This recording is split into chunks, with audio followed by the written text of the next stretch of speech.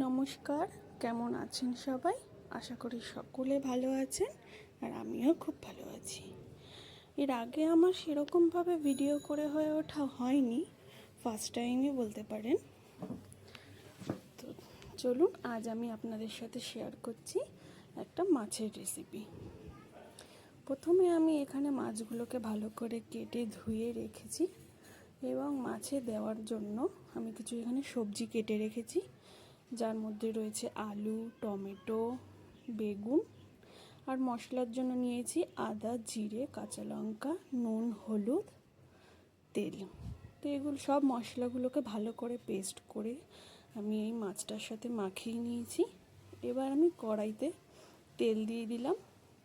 তেলটা গরম হয়ে গেলে একে একে আমি মাছগুলোকে আর এই মাখানো সবজিগুলোকে এর মধ্যে দিয়ে দিলাম। দিয়ে এবার আমি এখানে সামান্য একটু বাটি ধোয়া জল অ্যাড করেছি।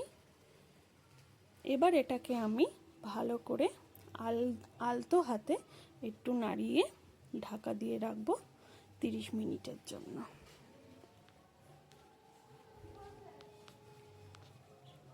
30 মিনিট পরে আমি ঢাকনা খুলে দেখব প্রায় হয়ে এসেছে এটা। তো এটাকে আমি এখন গরম মশলা বা কেউ যদি চান ধনেপাতা দিয়ে সার্ভ করতে পারে। নমস্কার।